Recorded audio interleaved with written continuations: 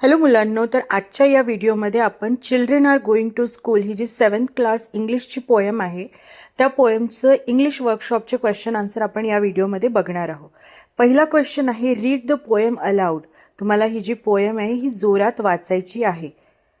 Second question आहे, find at least 2 things from the poem that show the following. तुम्हाला 2 situation किंवा 2 गोष्टी पोएममधून शोधून काढायचे जे या सेंटेन्सला करेक्ट ठरवतात. आता पहिलं बघा, ए, it is early morning.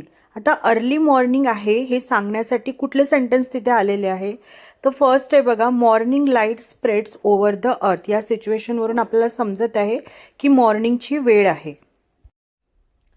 The sun after his morning dip in the river. ह्या ज्या 2 लाईन्स आहेत या लाईनवरून आपल्याला समजून येते की ही काय आहे, सकाळची वेळ आहे.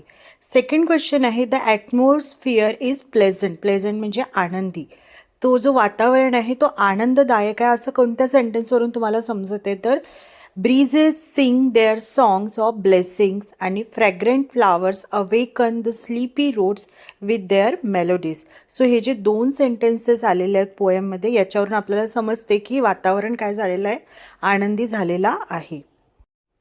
Question number 3, apart from the children, no other human beings are mentioned in the poem. However, many natural elements are shown to act like persons. Write what each of them does. म्हणजे या क्वेश्चनचा अर्थ असा होतो की या कवितेमध्ये जर मुलांना सोडले तर कुठल्याही माणसांचा उल्लेख या कवितेमध्ये आपल्याला दिसून येत नाही. पण तरी पण ते ज्या पण गोष्टी, ज्या पण एलिमेंट्स याच्यात दिसतात ते माणसांसारखे ॲक्ट करत आहे ते असं आपल्याला दिसून येतं. पहिला आहे the sky. Answer, the sky bows his head in respect. Second, the sun. The sun waits and smiles on one side of the road. C, breezes. Breezes sing their songs of blessings. आता हे जे तिन्ही आहेत elements हे असं वाटतात की human बिईंगसारखे ते काय करत आहे, पोएममध्ये ॲक्ट्स करत आहेत. पोएममध्ये त्यांचं बिहेव आपल्याला दिसून येतं. ठीक आहे. D, fragrant flowers. Answer, fragrant flowers awaken the sleepy roads with their melodies. Next आहे the peepal. The peepal waves his hands. Peepal म्हणजे पीपलचं झाड, पिंपळाचं झाड ज्याला आपण म्हणतो ते. एफ आहे every particle of the earth. अर्थचं प्रत्येक particle, every particle of the earth throbs like a mother's heart. Why are these written with a capital letter at the beginning. हे सगळे कॅपिटल लेटर्समध्ये का लिहिलेले आहे, सगळे एलिमेंट्सची नावे? तर आन्सर आहे, they are written with capital letters because the poet has personified them treating them like a human beings. म्हणजे पोएटनी काय केलेलं आहे, त्या प्रत्येक एलिमेंट्सला ह्युमन बिईंगसारखं त्यांनी काय केलेलं आहे, इथे इंट्रोड्यूस करून दिलेलं आहे मुलांना. Question number 4, what does time do? What do we understand from his action? So आपल्याला इथे विचारलेलं आहे की टाईम काय करतो आणि कुठल्या ॲक्शनमधून आपल्याला काय समजून येत आहे टाईमच्या. सो आन्सर असणार आहे, time sits on an old roof and flies pigeon in the sky. This shows that time is peaceful, joyful and celebrate the happiness of children going to school. Time जो आहे तो एका old रूफवरती, एका जुन्या छतावरती बसून जे पिजन्स आहे, कबूतर आहे, त्यांना तो काय करतोय, उडवतोय. आणि याच्यावरून असं दिसून येतोय की टाईम हा काय आहे, पीसफुल आहे, जॉयफुल आहे आणि हॅपीनेस सेलिब्रेट करतोय, कारण मुलं काय करत आहेत, स्कूलला जात आहेत म्हणून. Question number 5, the whole world is happy because children are going to school. Why is it so? Discuss it in the classroom. Okay. So आपल्याला संपूर्ण जे पोएममध्ये वर्ल्ड दिसतंय, जग दिसतंय, ते का हॅपी आहे? कारण मुलं शाळेत जात आहेत म्हणून. पण असं का? सो बघा, आन्सर असणार आहे, children are the future of the nation. Education helps them become good, wise and responsible citizens.